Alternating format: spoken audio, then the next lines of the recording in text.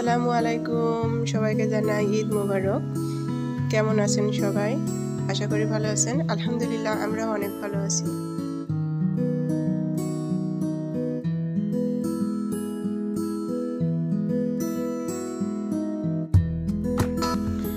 তো ঈদের আগের দিনকে রাত্রে আমি আর আমার মেয়ের জন্য জুতা কিনতে গিয়েছিলাম।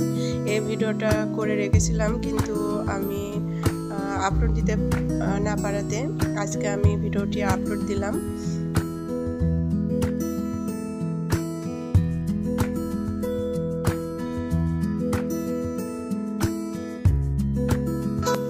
প্রত্যেকটা মানুষেরই ঈদের মার্কেট। সবার প্রথমে নিজেদের জামা কাপড় কেনা হয়, তারপরে কসমেটিকের জিনিস, এবং সবার শেষে বেশিরভাগ মানুষের ক্ষেত্রে কিন্তু জুতা কেনার সময়টা শুরু হয় সবার লাস্টে, হয়তো বা ঈদের একদিন আগে কিংবা দুদিন আগে।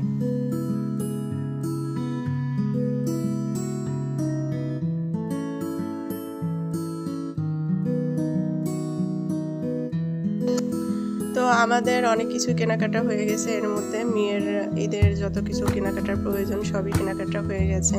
তো মেয়ের জুতাটাই কেনার বাকি ছিল। তো ঈদের দিন আগের রাত্রে আমি আর আমার মেয়ে গিয়েছিলাম, আর মার্কেটে যাওয়ার আগে ওর আব্বু আমাদের দুজনকে নামিয়ে দিয়ে গেছে। এই মার্কেটের আজকে আমরা প্রথমে আসলাম। এখানে জুতা ছাড়া অন্যান্য অনেক অনেক অনেক জিনিস পাওয়া যায়। তো যেহেতু আমার মেয়ে জুতা কিনতে এসেছি, সেই সঙ্গে আমার মেয়ের একটি ঈদের জামাও কেনা লাগবে। তো সর্বপ্রথমে আমরা জুতা নেব, এ কারণে জুতার মার্কেটে এসেছি। আর এসে প্রথমে আমরা উপরে উঠেছিলাম যে আরও অন্য কিছু আছে নাকি, যেহেতু যে মার্কেটে আমরা যাই জিনিস কেনার আগে পুরো মার্কেটটি ঘুরে ঘুরে দেখার চেষ্টা করি।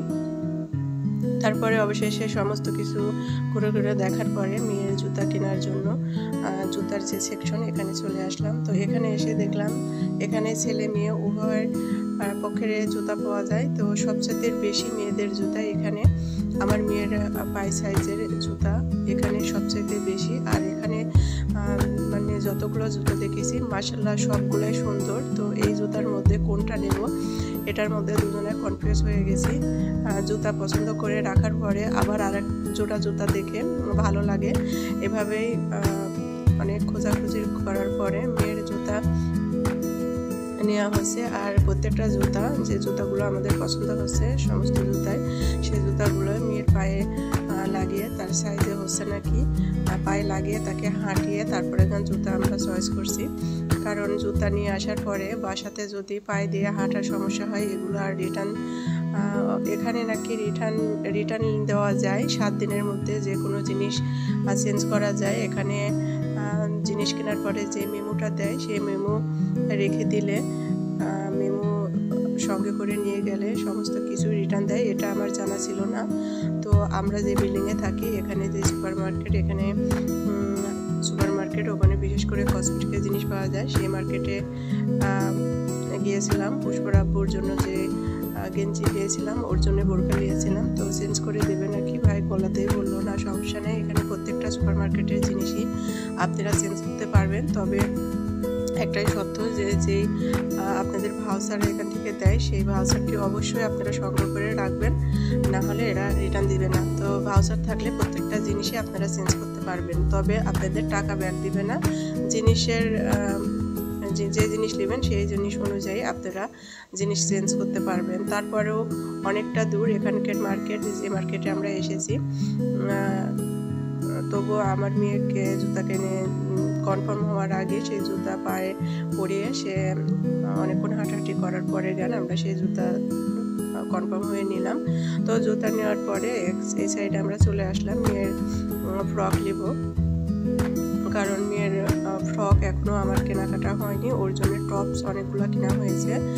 তো এখানে ফ্রকস দেখার জন্য ঘোরাঘুরি করলাম, যেহেতু এখান থেকে আমার ইচ্ছা নেই ফ্রক নেওয়ার, কারণ পুষ্পর আব্বু আরেকটি আমাদের সুপার মার্কেট দেখিয়ে গেছে, সেখানেও আমি দেখলাম, বাড়ি থেকে দেখা গেল যে আমার মেয়ের সাইজের সুন্দর সুন্দর ফ্রকস ওখানে আছে। তো তারপরে এখানে একটু দেখলাম যে যদি নেওয়ার ইচ্ছা নাই তবুও যদি চয়েস হয়ে যায় নিতে পারি।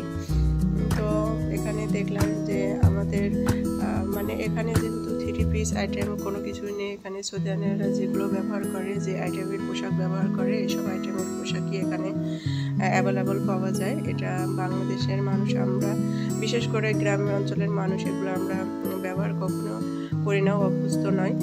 তারপরে দেখলাম, আমার খুবই ভালো লেগেছিল। তো পোশাকগুলো দেখার পরে আমরা মেয়ের জন্য জুতা নিলাম। জুতা নিয়ে আমরা টাকা পেমেন্ট করে চলে যাচ্ছি আমরা যেখানে আমার মেয়ের জন্য ফ্রক নেব, সেখানে আমরা চলে যাচ্ছি। সেই সুপার মার্কেটে আমরা ফ্রক চয়েস করে ফ্রক কিনে নিয়ে আমরা যাব। আর যেহেতু অনেকটা দূর, আর পুষ্পর আব্বু আমাদের আবার নিতে আসবে, তো এ কারণে বেশি একটা সময় আমরা লস করলাম না, কারণ পুষ্পর আব্বু ডিউটির মাঝে আমাদের আবার নিতে আসবে। তো চলে আসলাম যে সুপার মার্কেট থেকে আমরা পুষ্পর জামা কিনবো সেখানে। তো ঈদের দিন আগে এত পরিমাণের মার্কেটগুলোতে ভিড়, আর এতদিন যে মার্কেটগুলো আমরা এসেছি সেই মার্কেটগুলো, বিশেষ করে যে মার্কেটটা এখন আসলাম এই মার্কেটও এর আগেও আমি একবার এসেছি, তো তেমন একটি ভিড় ছিল না। তো ঈদের আগের দিন রাত্রে এত পরিমাণের ভিড় যে আমি মানে কল্পনা করতে পারছিলাম না যে এত পরিমাণের ভিড় হবে। প্রত্যেকটা সুপার মার্কেটে খুবই সিমসাম থাকে, মানুষের সংখ্যা খুবই কম থাকে, মানে আরামে সমস্ত কিছু কেনাকাটা করা যায়। তো আজকে এটা তার ব্যতিক্রম দেখলাম যে এত পরিমাণের ভিড়, এখানে মানুষের ভিড়। তো আরেকটা কথা এখানে, যে এখানে জিনিস এক সুপার মার্কেট ভিত্তিক জিনিস নিয়ে, হাতে ব্যাগ নিয়ে আর এক সুপার মার্কেটে ঢোকা যায় না। এখানে যে যারা চেক করে, গাইড দেয় দরজার সঙ্গে, যারা সামনে যারা বসে থাকে তারা সেই ব্যাগগুলো জমা নেয়। জমা নেওয়ার পরে প্রবেশ করা লাগে। তো আজকে এত পরিমাণের ভিড় ছিল মার্কেটগুলোতে, এগুলো দেখার টাইমও নেই, কারণ একসঙ্গে অনেকগুলো মানুষ প্রবেশ করছে, বের হচ্ছে। তো কারুর ব্যাগ ওখানে জমা নিচ্ছে, কেউ আবার ব্যাগ নিয়েও চলে যাচ্ছে। তো অনেকটা সময় এখানে আমার ব্যয় হলো। মনে করেছিলাম যে তাড়াতাড়ি জিনিসগুলো কিনে বের হয়ে যাব। তো অবশেষে জিনিস, আমার মেয়ের ফ্রক জুতা সবই কেনা হলো। কেনা হয়ে আমার মেয়ে ক্লান্ত হয়ে গেছে, যেহেতু রোজা ছিল সে।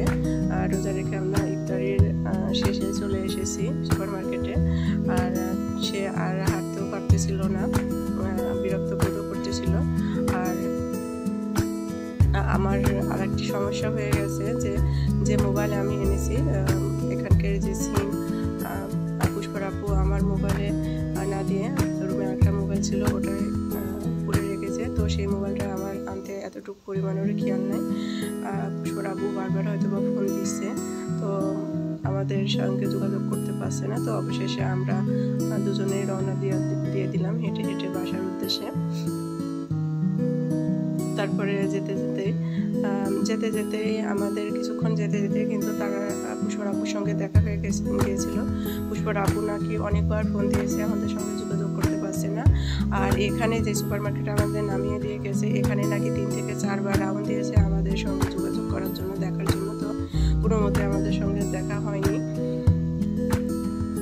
তো অর্ধেক রাস্তা থেকে আমাদের যেতে তার সঙ্গে দেখা হয়ে গেছিলো, আমাদের তুলে নিয়েছিল। তো আমরা পুষ্পর জন্য জুতা ফ্রক নেওয়া হয়ে গেছে। তো আমরা আরেকটি মার্কেটে ওয়াফাইবে সামনে চলে এসেছি। এখান থেকে মেয়ের জন্য মেহেদি নেওয়া লাগবে, যেহেতু মেহেদি এখনো নেওয়া হয়নি। আর মেহেদি ছাড়া কিন্তু ঈদ অসম্পূর্ণ। ঈদে যদি মেহেদি হাতে না দেওয়া হয়, ঈদ মনে হয় না।